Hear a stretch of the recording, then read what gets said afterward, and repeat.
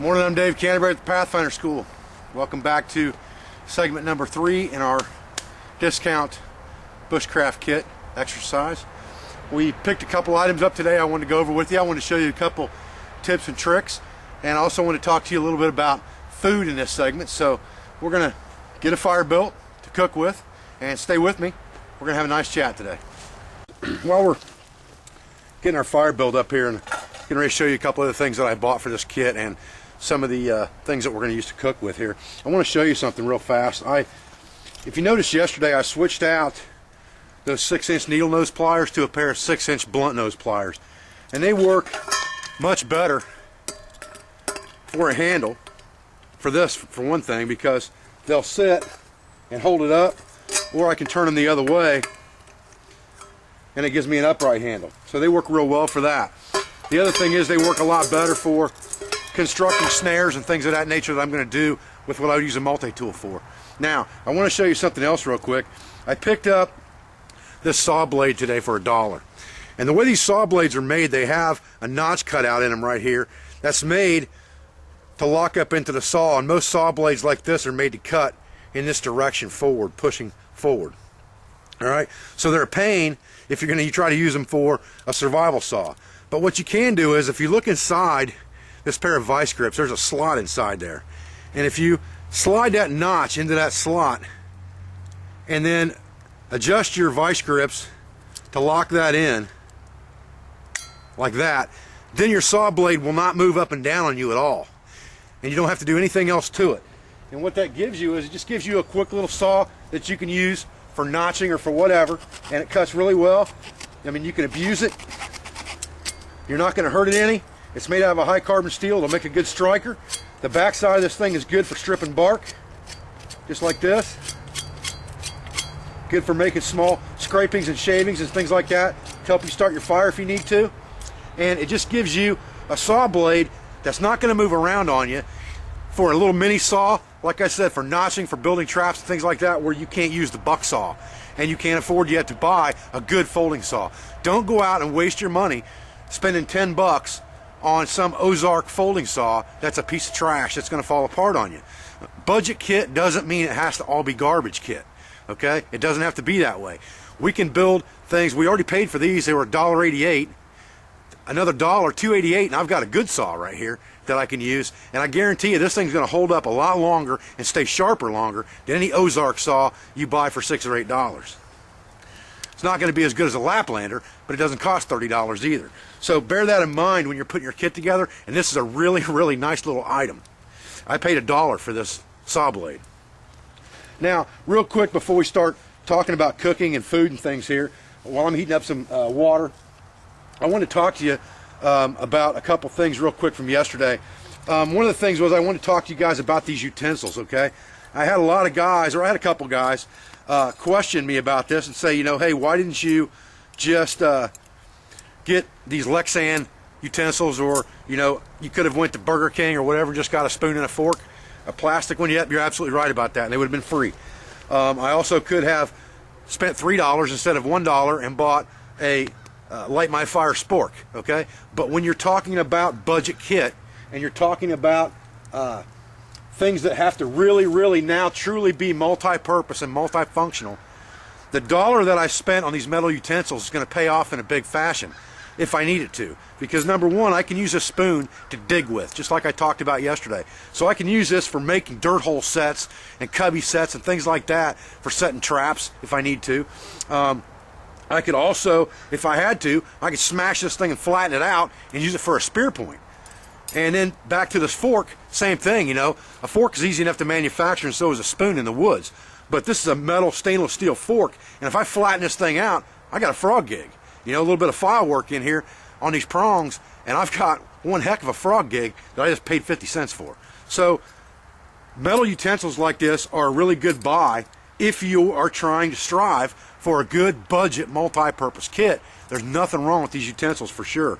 So bear those things in mind when you're building your kit. Now, there was a couple things that I kind of splurged on today when I was out getting the things that we're going to talk about as far as cooking go.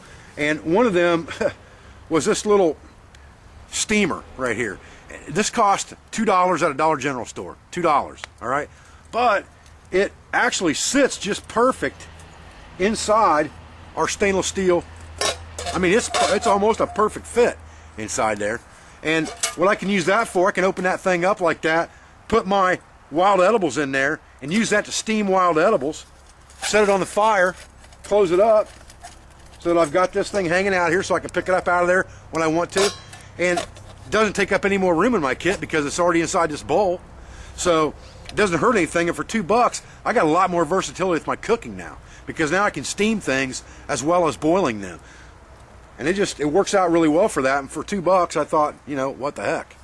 So anyway, now what we're going to do is we're going to fill this up with creek water. I'm going to go ahead and crank my handle down on this bad boy. Just like that. It ain't going to move. Go get some water in this dude and heat it up, and we'll talk about what we're going to have for grub. Okay, so we got our pot on the boil here with our handle snapped onto it. Let's talk about food for a minute, okay? There's a couple things that you need to understand when you're eating in a survival or short-term self-reliance or long-term self-reliance situation. You need to understand how the body's metabolism works and breaks down food, and what foods will do for you. You know, a lot of people carry Cliff Bars and things like that in their backpack, and those really are not the best foods for you, especially in a survival situation that's going to last more than 72 hours, or a self-reliance situation, or even when you're just out camping in the woods. Sucks sitting around eating Cliff Bars, I can tell you that from personal experience. I'd rather have meat any day of the week. So you're not always going to be able to secure meat right away, and it's good if you can carry some things out to the woods to enjoy a nice meal with you. And if you can do it on a budget and you can do it cheap and it lasts for a long time, that's great. So one thing that you need to understand with food is that your body needs some complex carbohydrates. Most of the things like chocolate bars and energy bars and things like that give you quick energy. They have a lot of sugars in them, which are non-complex carbohydrates, and your body burns those very quickly, which is what gives you that quick energy boost that you get from eating things like sugar. So what we need to think about is complex carbohydrates that are going to take our body longer to break down and give us long-term energy. And those things are pastas and proteins from meat and breads and things like that. So let's talk about, for a minute here, let's talk about what we can do cheap to eat meals like that. All right, so let's talk Dollar General, okay? This is a package of beef ramen noodles. These are 6 packages for $1.15. So that's that's right at 20 cents per package. And there's enough there for a whole meal without a doubt. And they're pretty good by themselves. I've eaten a lot of them. But if you can put some meat with them, they're even better. So let's talk about that. This bag of beefsteak tenders, which is just like beef jerky, in a Ziploc bag, it will last as long as you want it to, for the most part, or as long as you need it to, was $3. But there are several meals in here if I'm just going to add a few bits of beef to my beef noodles. So if I have 6 of these and 1 package of this, I can get 6 meals out of this. Now I just got 6 meals for $4. That's enough to feed me for 3 days on $4 if I don't want to eat anything else. If I add a couple cheap candy bars to that maybe, or a $1 bag of muffin mix for a dessert, or some, $1 Farina hot cereal, for $6 or $8, you can eat for a week in the woods. And if you catch anything or find anything, it's a bonus.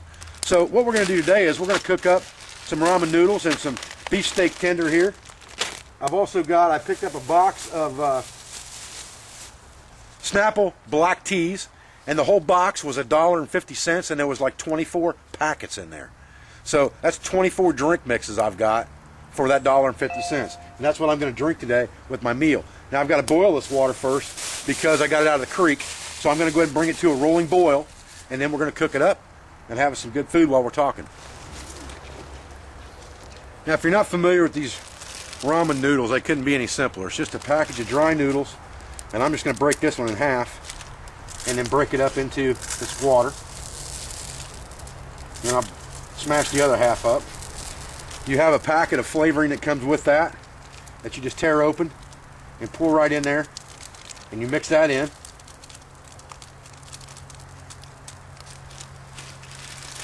And of course you can burn your bag so you don't have to take anything out of the woods and it'll shrivel up to nothing.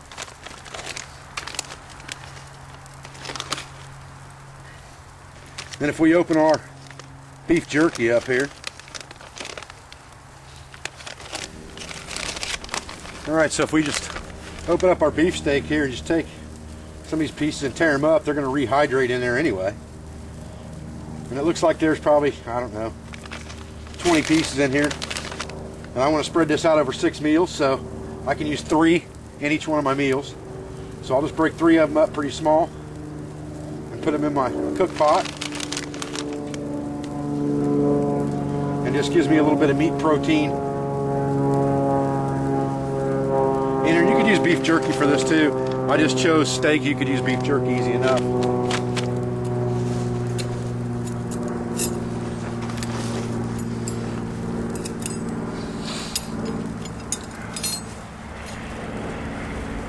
Get my fork out, stir this thing up.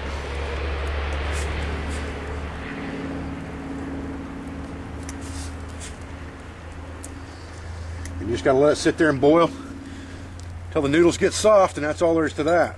And we got our water for our tea boiling over there.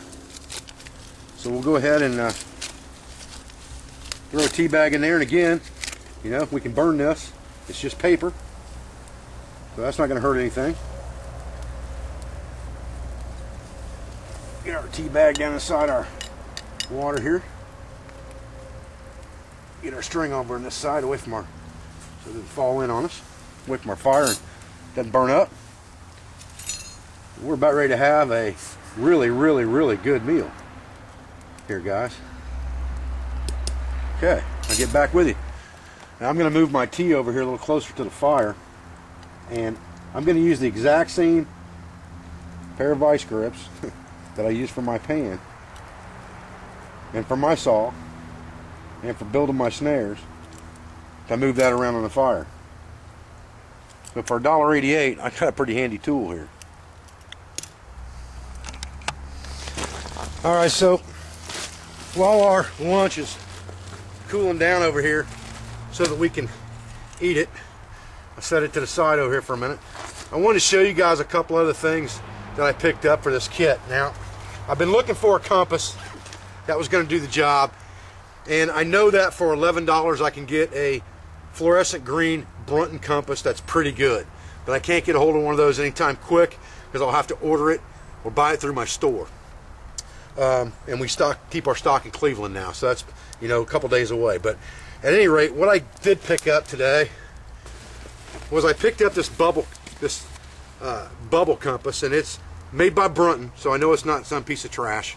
And what it does is it's a floating bubble, just like your grandparents had on a dashboard of the Oldsmobile when you were little, if you're my age. And basically it will give you general direction.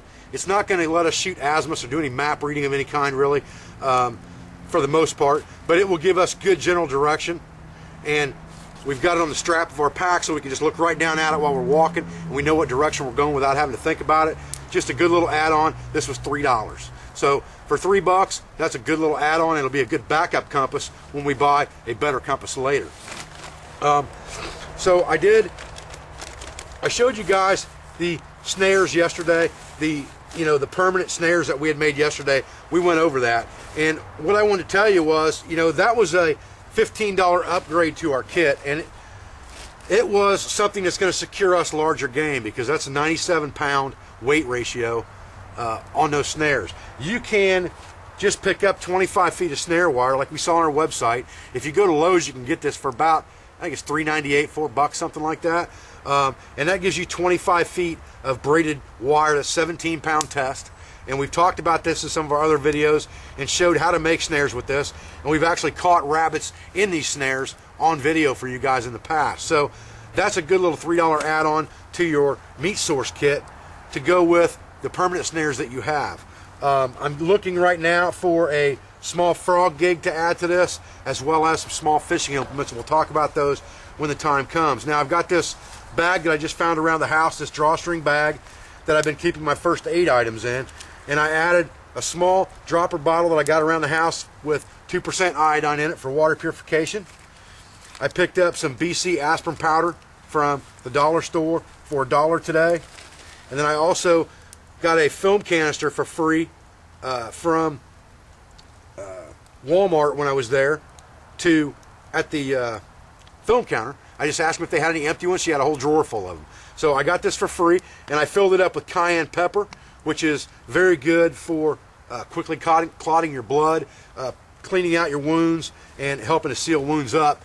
It's real good for that. I was going to get a $1 tube of super glue to go in here as well, and I haven't found that yet. And then we've got the same items that we had in here yesterday as far as the rest of it goes. So we just added 3 items to our first aid. Like I said, I think we need to add some super glue in here, and then we'll be pretty well set for a base first aid kit.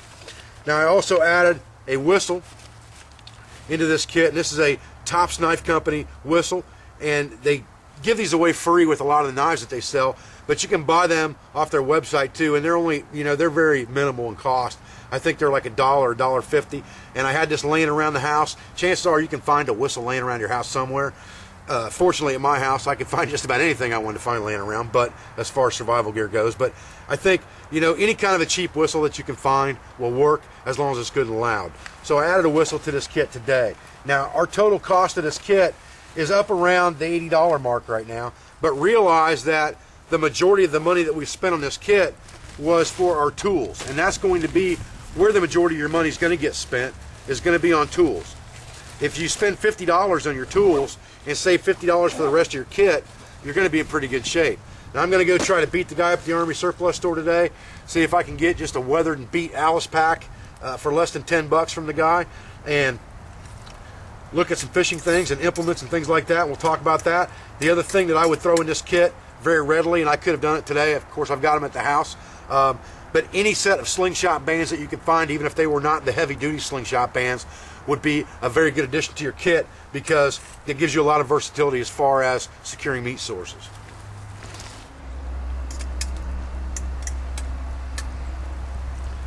Well, I'm Dave Canterbury with the Pathfinder School. I'm going to enjoy my lunch here, and stay with me for the next video. We're going to work some more on this kit. Just wanted to give you guys a few little tips and tricks and add-ons while we were out here today, and talk a little bit about food items as well. So I'm going to go ahead and enjoy my... Oh man, oh man, I'm telling you guys, you absolutely cannot beat that for what we paid for it. I mean, that is some excellent, excellent food. Long-term energy. That's what it's all about. I appreciate your views. I appreciate your support. And I thank you very much, and we'll see you in the next video, guys.